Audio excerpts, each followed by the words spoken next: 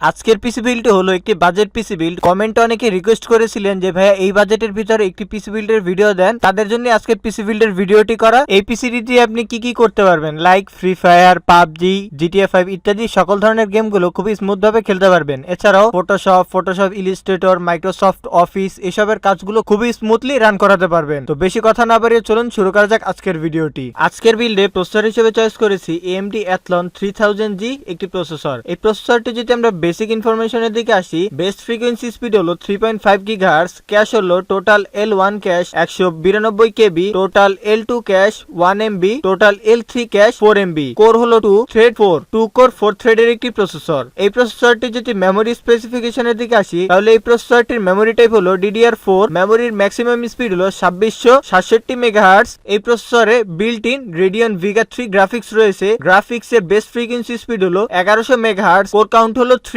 এই বাজেটে মাদারবোর্ড হিসেবে চয়েস করেছি MSI ব্র্যান্ডের MSI A320MA Pro Max AMD সিরিজের একটি মাদারবোর্ড। এই মাদারবোর্ডে DDR4 এর দুটি RAM স্টিক স্লট রয়েছে। প্রত্যেকটি RAM স্টিক স্লটে 16GB করে টোটাল 32GB পর্যন্ত RAM সাপোর্ট করবে এবং PCIe 16 3.0 একটি স্লট রয়েছে, M.2 একটি স্লট রয়েছে। এছাড়া আরো অনেক ফিচার্স রয়েছে। সবগুলো যদি এক ভিডিওতে বলতে যাই তাহলে ভিডিওটি বড় হয়ে যাবে, আপনারা এক নজরে দেখে নিতে পারেন। যেহেতু এটি একটি বাজেট পিসি বিল্ড, তাই আমি এখানে SATA SSD ব্যবহার না করে আমি এখানে একটি HP EX900 120GB একটি M.2 ব্যবহার করেছি পারফরমেন্সটা অনেক বেটার পাওয়ার জন্য। RAM হিসেবে চয়েস করেছি PNY ব্র্যান্ডের PNY Accelerate 8GB DDR4 3200 MHz এর একটি ডেস্কটপ গেমিং RAM। এই র্যামটির ক্যাশলেট ইঞ্চ হলো CL16। এখানে একটি পরামর্শ থাকবে যে যেহেতু এটি একটি AMD প্রসেসর, আপনারা সকলেই জানেন যে AMD প্রসেসরগুলো যদি ডুয়েল চ্যানেল RAM ব্যবহার করা যায় তাহলে পারফরমেন্সটা অনেক বেটার পাওয়া যায়। আপনারা যদি আর কিছুটা অ্যাড করে হলেও যদি আরেকটি RAM বাড়িয়ে নেন তাহলে পারফরমেন্সটা অনেক বেটার পাবেন। এরপর ক্যাসিং হিসেবে চয়েস করেছি ভ্যালুটপ ব্র্যান্ডের ভ্যালুটপ VT